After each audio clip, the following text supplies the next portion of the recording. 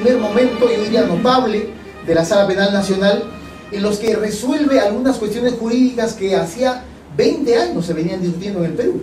Estamos hablando de pronunciamientos sobre la cuestión de la amnistía, sobre la cuestión de la cosa juzgada, sobre la cuestión de la imprescriptibilidad de los delitos, sobre los crímenes contra, o dando cuenta de la existencia de crímenes contra la humanidad.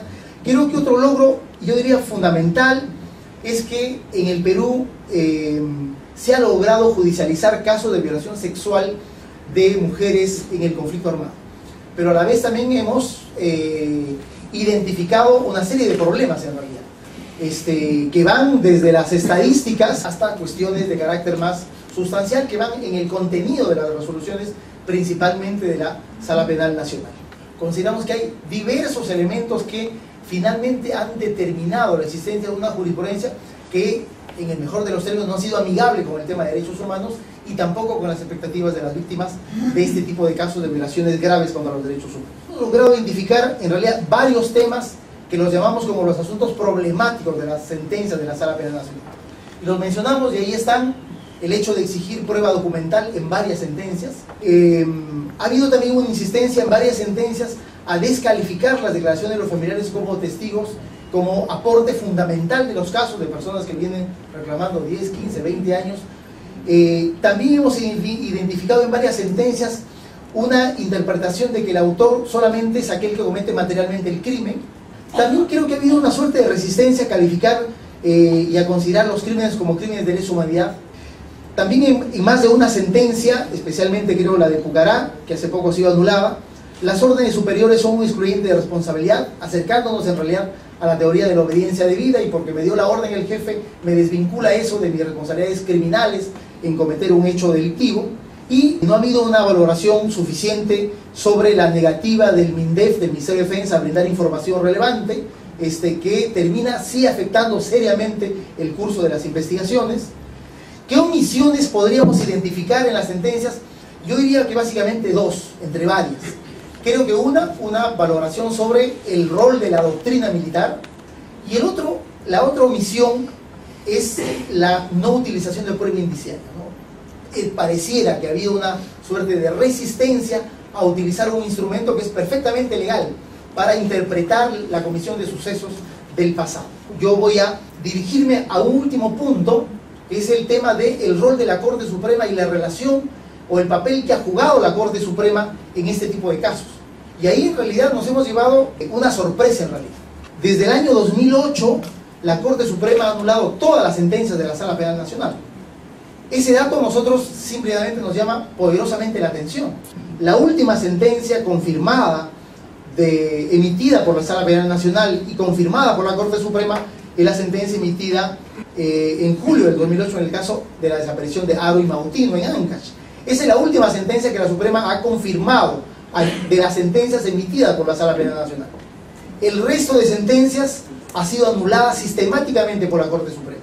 Pero hemos querido ir justamente a revisar qué cosa dice la Corte Suprema y cuáles son las razones que alega la Corte Suprema, y hemos encontrado por lo menos un elemento que está por encima de varios de los que trata la Corte Suprema, y es el elemento de la valoración probatoria que la Sala Penal Nacional ha desarrollado en este tipo de casos. Punto mayor de gravedad: hay por lo menos dos casos en los que ya se ha anulado dos veces la sentencia de la Sala Penal Nacional.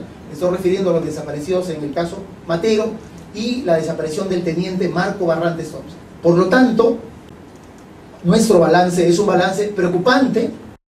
Se dice que la impunidad es la expresión más perversa del poder. En el ámbito del derecho internacional de los derechos humanos, se refiere a la impunidad como la imposibilidad de llevar a los violadores de derechos humanos ante la justicia. Y aquí en el Perú ocurre una cosa más terrible aún, en el sentido de que sí se les puede llevar ante la justicia, pero lo que no se puede es lograr condenas. Estamos en un nivel que no solamente no hemos hecho un ataque directo a la impunidad, sino que hemos encontrado mayores causas para favorecer la impunidad. No respondemos a ninguna situación prevista organizacionalmente. Por tal razón no tenemos recursos especiales, no tenemos capacitación especial y sobre todo mecanismos procesales inadecuados. Por ejemplo, un sistema inquisitivo vetusto de investigación a cargo del juez, lo cual hace demasiado largas y demasiado largas las investigaciones, pues no es posible que se repita después que el fiscal ha tenido 2 o 3 años de investigación, no es posible que las mismas diligencias las repita un juez en otros 2 o 3 años de investigación, con lo cual ya son 6 años de investigación, lo cual es un contrasentido de todo lo que puede significar la recta administración de justicia. Bueno, contribuyen a toda esta situación de impunidad y la falta de recursos, la capacitación y la sensibilidad que puedan tener los magistrados para interiorizar que su trabajo está llamado a tener una trascendencia superior a al mero pronunciamiento de una sentencia. Como conclusión puedo decir que en el Perú, desafortunadamente, como en otras democracias llamadas débiles, nosotros, el sistema que comprende el Ministerio Público y el Poder Judicial, no está en condiciones de garantizar la tutela efectiva de los derechos humanos que han sido violados. Y se ha creado una atmósfera en la sociedad de que los responsables de graves violaciones de derechos humanos no son castigados. Y esto es sumamente grave, porque esto implica que no solamente los perpetradores, los sistemas de seguridad, militares y policías se sientan protegidos, sino que la sociedad piense que se ha perdido el tiempo. Que en 10 años no hemos hecho más que generar procesos. Si hacemos una evaluación a conciencia y honesta, veríamos que muchos han sido los esfuerzos, muchos han sido las investigaciones, pocos han sido los juicios y menos, muy pocas las condenas. Si se mira una grave violación de derechos humanos con el prisma de un delito común y corriente, se llega a la conclusión de que acá tengo que exigir esta prueba directa para las violaciones sexuales, tengo que exigir el cadáver para aprobar que haya una ejecución extrajudicial, tengo que exigir la prueba documental para saber que el desaparecido está desaparecido. Eso se puede hacer en delitos comunes, pero no se puede hacer en graves delitos de violaciones de derechos humanos, porque existen otros estándares internacionales de procesamiento, de regla, de evidencias para juzgar este tipo de delitos, los cuales no se están aplicando en el Perú. ¿Qué hacer para revertir esta situación? Ese es el tema, no podemos quedarnos en la simple crítica, en la simple reflexión. En primer lugar, creo que el Estado peruano debe abordar a conciencia el proceso para dotar al derecho penal de los instrumentos adecuados para los delitos contra los derechos humanos.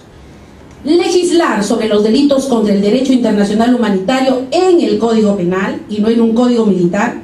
Inmediato paso a la implementación de las normas del Estatuto de Roma, del cual somos signatarios. Incorporar los estándares internacionales y las reglas de prueba y evidencia del Estatuto de Roma, que para eso están. Reglamentar la cooperación internacional y la complementariedad con la Corte Penal Internacional. Y aprobar la creación del subsistema especializado de derechos humanos, es decir, una Sala Penal Nacional y una Fiscalía Penal Nacional como parte orgánica del Ministerio Público y del Poder Judicial,